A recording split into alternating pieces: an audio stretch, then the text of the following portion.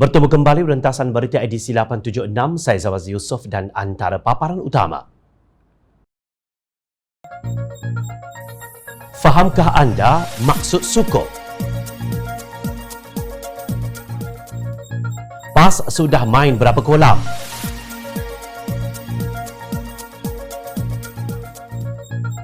Kerja gunting lipatan kain UMNO sedang berjalan. Inikah yang dikatakan integriti, kebajikan dan prihatin?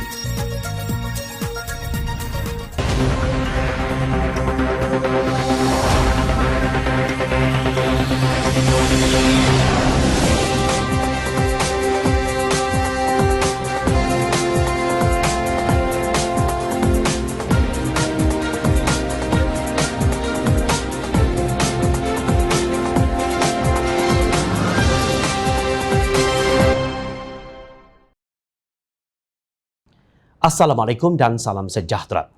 Kerajaan Perikatan Nasional menerbitkan sukuk kelestarian sekuriti pertama seumpamanya di dunia dalam denominasi dolar Amerika Syarikat membabitkan nilai keseluruhan berjumlah 1.3 bilion dolar Amerika bersamaan 5.4 bilion ringgit. Terbitan sekuriti bertempoh matang 10 tahun dan 30 tahun dengan masing-masing bernilai 800 juta dolar Amerika, 3.3 bilion ringgit dan 500 juta dolar Amerika bersamaan 2.1 bilion ringgit. Mendapat penarafan A3 oleh Moody's Investor Service serta A- oleh S&P Global Ratings.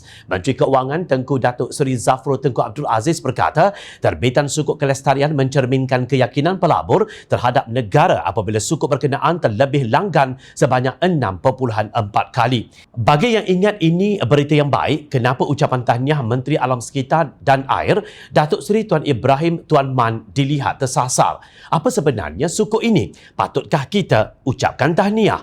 Dalam bahasa buku, sukuk adalah nama satu sijil keuangan Islam atau surat hutang Islam yang mengambil konsep sama seperti bond dalam keuangan barat. Maksudnya, sukuk merupakan sijil keuangan yang sesuai dengan syariah Islam dan menggunakan prinsip-prinsip pelaburan yang melarang pembayaran riba.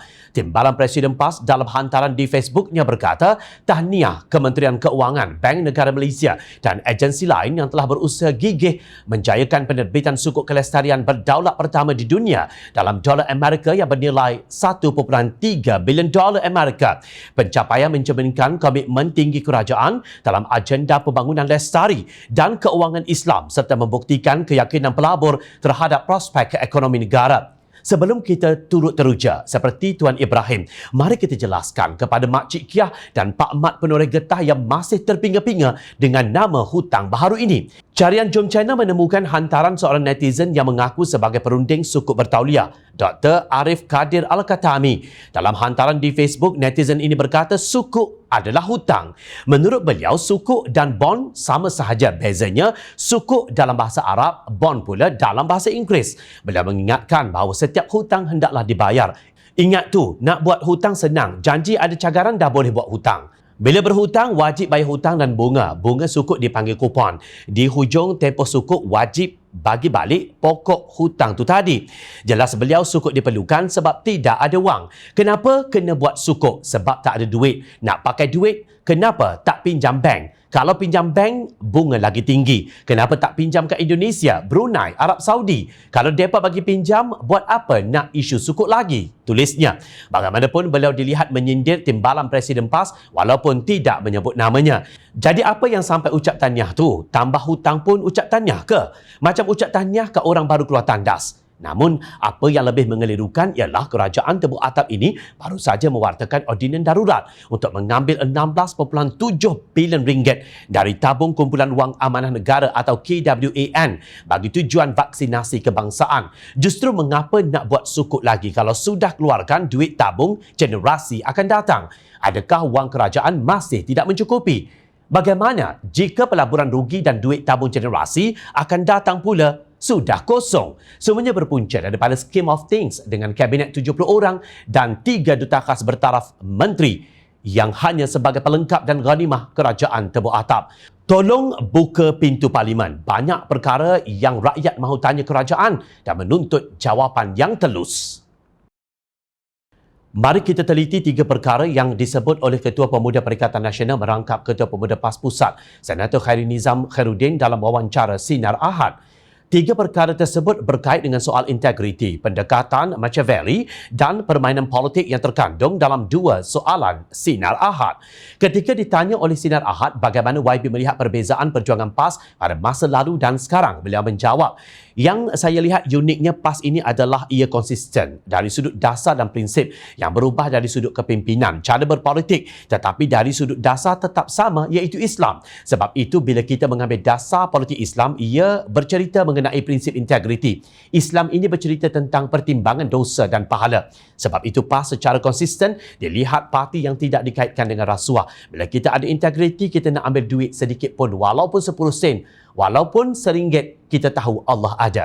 Cuma saya boleh rangkumkan jawapan saya kepada tiga perkara. PAS ini pertamanya diusuli prinsip, maknanya ia bersifat fundamental. Kedua, pendekatannya bersifat fleksibel selagi perkara itu dibolehkan syarak. Tidaklah kita mengambil pendekatan Machiavelli, matlamat menghalalkan cara. Jawapan Khairi itu sudah cukup menonjolkan betapa hipokritnya parti itu. Pertama, mengenai integriti. Prinsip integriti apa yang dipegang PAS apabila Presidennya Datuk Seri Hadi Awang dilantik sebagai duta khas ke Timur Tengah sehingga kini kita tidak tahu apa kerjanya.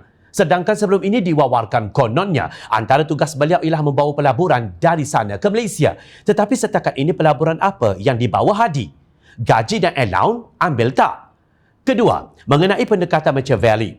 Tak guna pendekatan Machiavelli, kata Khairi. Rampasan kuasa tebuk atap itu, apa namanya? Kalau bersekongkol dengan gerombolan pengkhianat demi merebut kuasa, itu bukan pendekatan Machiavelli. Pelajar-pelajar sains politik boleh buang semua buku ke Marang, Pagoh, Gombak atau Bagan Datuk. Mudah-mudahan ada yang baca dan faham. Hampir di hujung wawancara, Sinar Ahad bertanya, ramai orang cakap yang PAS main dua kolam, PN dan Muafakat Nasional. Apa perasaan YB dengan tuduhan seperti ini? Apa jawapan beliau? Dahulu saya jawab secara teknikal. Sekarang kalau main 10 kolam sekalipun demi penyatuan ummah saya akan buat. Penyatuan ummah bukan hak eksklusif PAS dan UMNO. Ia juga melibatkan NGO, NGI serta parti-parti bukan Islam yang tidak ekstrim. Kalau selepas ini saya bekerjasama dengan MCA macam mana? Kalau saya jumpa pula dengan NGO Muslim yang kuat, satu kolam lagi, kita dah jelas bagi tahu ini bukan lagi hak milik UMNO dan PAS. Ini adalah hak milik orang Islam dan orang bukan Islam yang tidak ekstrim yang mahukan kepada penyatuan rakyat, ujarnya. Kelakar, memang kelakar. PAS memang sudah bekerjasama dengan parti ekstrim iaitu gerakan yang pernah memfailkan saman terhadap negeri Kelantan berhubung hudud. PAS juga sudah bekerjasama dengan MCA kerana menerima keberadaan ahli parlimen dari parti itu iaitu Presidennya Datuk Seri Wee Ka Siong dalam Kabinet XXXL Tan Sri Muhyiddin Yassin. Bukti PAS terima ialah PAS membisu apabila Ka Siong berkata, saya tidak mahu dengar selepas ini orang kata ini kerajaan Melayu Islam. Dalam keadaan yang kabur dari segi integriti, pendekatan politik Machiavelli dan permainan 10 kolamnya, PAS dalam jenama Perikatan Nasional masih dengan tidak tahu malunya menawarkan kerajaan integriti, berkebajikan dan prihatin. PAS umpama ayam jantan yang berkokok kuat tetapi ekor penuh dengan tahi. Bercakap tentang integriti tetapi bersekongkol dengan kleptokrasi. Bercakap tentang menolak pendekatan Machiavelli tetapi itulah yang diberahi. Gara-gara membuat kerja tebuk atap. Langkah syaratan kini cuba disucikan jadi langkah kanan. Pendeknya, PAS cakap tak serupa bikin. Menarik untuk dikongsi penulisan wartawan dan pemerhati politik Shahbuddin Hussein dalam blognya shahbuddin.com. Dalam tulisannya, beliau melihat musuh Presiden UMNO Datuk Seri Zahid Hamidi sekarang bukan Bersatu, tetapi kluster menteri yang mendapat ghanimah daripada Presiden Bersatu, Tan Sri Muhyiddin Yassin. Yang nyata, yang menyebabkan UMNO kelihatan tidak stabil dan mereka mempertikaikan kepimpinan Zahid Hamidi adalah daripada kluster menteri atau kalangan yang diketahui dekat dengan mereka sahaja. Ini kerana sebahagian kluster menteri itu bukan mahukan UMNO kembali berkuasa sebagaimana dimahukan akar umbi atau pemimpin yang setia kepada parti. Sebaliknya, mereka lebih mahukan Bersatu dan Muhyiddin Yassin kekal menerajui kuasa sambil harapan lebih utama ialah mengekalkan kedudukan mereka sebagai menteri, tulis Shahbuddin. Menurut beliau, selagi kluster menteri ini tidak dibersihkan, selagi itulah UMNO akan berhadapan masalah besar untuk menang pada pilihan raya umum ke-15 akan datang. Shahbuddin berkata Zahid Hamidi kini memikul beban beban serta tanggungjawab paling besar dalam sejarah parti itu berbanding presiden-presiden sebelum ini. Di bahunya terpikul tugas untuk memastikan UMNO kembali berkuasa setelah ia ditewaskan buat pertama kalinya pada pilihan raya umum ke-14. Lebih-lebih lagi, berikutan akar umbi telah memuktamadkan putus hubungan dengan Bersatu walaupun UMNO kini berada dalam Kerajaan Perikatan Nasional. Ia juga harus menghadapi pilihan raya umum ke-15 akan datang dengan kedudukan sebagai pembangkang, ujar Syahbudin. Usaha UMNO untuk mendominasi arena politik tanah air disukarkan lagi kerana Zahid Hamidi tiada apa-apa jawatan dalam kerajaan. Walaupun musuh yang bakal dihadapinya dalam pilihan raya umum ke-15 ialah Bersatu bersama Perikatan Nasional serta Pakatan Harapan, tetapi musuh sebenar dan lebih besar adalah kluster menteri yang ada dalam UMNO sendiri waktu sekarang ini, tegas bekas Ketua Pemuda UMNO Wangsa Maju itu. Kata Syahbudin, sejak Perhimpunan Agung UMNO atau PAU 2020 memuktamadkan putus hubungan dengan Bersatu dan wakil UMNO diputuskan akan keluar daripada kerajaan pada satu masa yang belum ditetapkan, sebahagian pemimpin kluster menteri kemudiannya didapati jadi macam cacing kepanasan dibuatnya.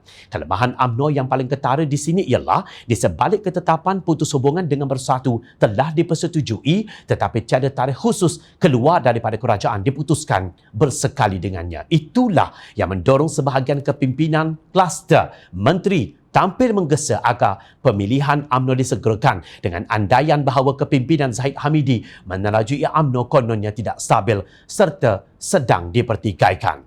Beliau berpendapat jika dalam PAU lalu bersama dengan ketetapan putus hubungan telah dipersetujui akar umbi, ia turut disertakan dengan penetapan keluar kerajaan dengan segera, pasti kluster menteri tiada alasan lagi untuk bercakap tentang keperluan pemilihan UMNO perlu disegerakan.